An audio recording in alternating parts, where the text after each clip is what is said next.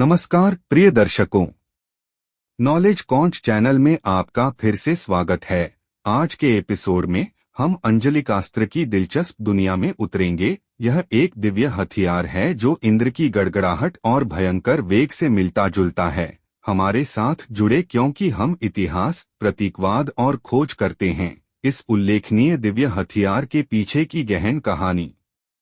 भक्ति की शक्ति। अंजलिकास्त्र हिंदू पौराणिक कथाओं में एक दिव्य हथियार है। अंजलिकास्त्र देवों के राजा इंद्र का निजी अस्त्र था। अंजलिका का अर्थ है अर्धचंद्राकार, तो अंजलिका अस्त्र का अर्थ है अर्धचंद्राकार तीर। हिंदू साहित्य के अनुसार इस हथियार का इस्तेमाल प्रतिद्वंद्वी पर करने से उसका सिर धड़ से अलग हो जाता है। अंजलिकास्त्र की उत्पत्ति। अंजलिकास्त्र हथियार जो इंद्र की गड़गड़ाहट या आग की छड़ी जैसा दिखता था और जो 1000 किरणों वाले सूर्य की चमक से युक्त था, इसकी उत्पत्ति हिंदू पौराणिक कथाओं में पाई जाती है। यह एक दिव्य हथियार है जो इंद्र के वज्र की शक्ति का प्रतीक है। इसके निर्माण के पीछे की कहानी किसी प्रेरणा से कम नहीं है। शक्तियां और क्षमताएं। अंजलिकास्त्र में अद्वितीय क्षमताएं हैं। ऐसा कहा जाता है कि जब इसे चलाया जाता था तो यह इंद्र की गड़गड़ाहट या आग की छड़ी के समान होता था और इसमें हजारों किरणों वाले सूर्य की चमक होती थी। यह रक्त और मांस से सना हुआ बहुत महत्वपूर्ण अंगों को भेदने में सक्षम होता है। अग्नि या सूर्य महंगी सामग्रियों से बना, मनुष्यों, घोड़ों और हाथियों को नष्ट करने वाला, सीधा मार्ग और भयंकर वेग वाला। इसकी माप 3 हाथ और 6 फीट थी।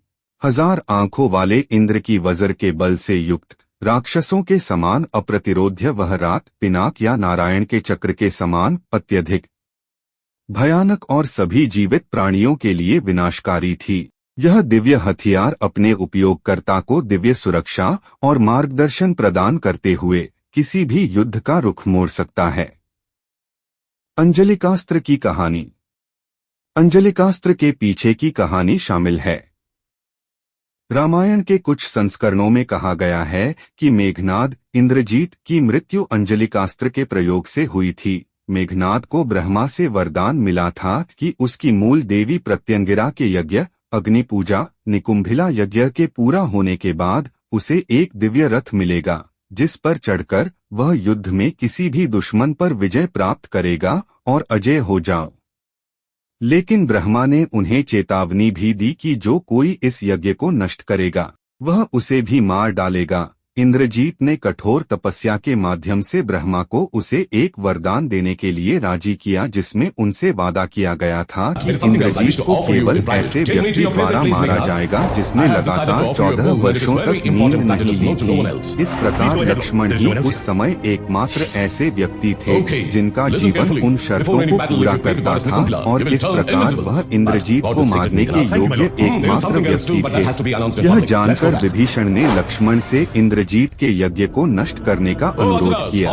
लक्ष्मण इंद्रजीत के निकुंभिला यज्ञ को बिगाड़ने में बहुत सफल रहे और अंत में अंजलिकास्त्र का उपयोग करके मेघनाद को मार डाला।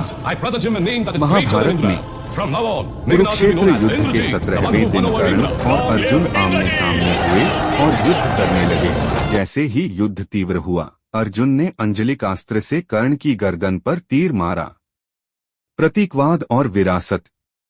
अपनी भौतिक विशेषताओं से परे अंजलिकास्त्र विनाश की असीमित शक्ति, सीधे मार्ग और भयंकर वेग का प्रतीक है और सभी जीवित प्राणियों के लिए अत्यधिक भयानक और विनाशकारी है।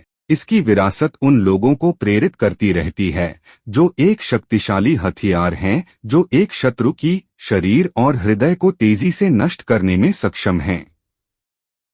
निष्कर्ष। जैसे ही हम अंजलिकास्त्र की अपनी खोज समाप्त करते हैं, हमने दिव्य हथियार और गहन सीधे पाठ्यक्रम और भयंकर वेग के क्षेत्र में प्रवेश किया है।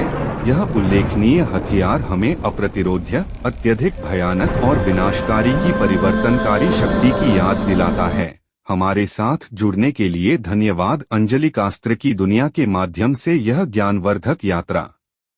मेरे चैनल को देखने के लिए धन्यवाद। दर्शकों, कृपया लाइक और सब्सक्राइब करें।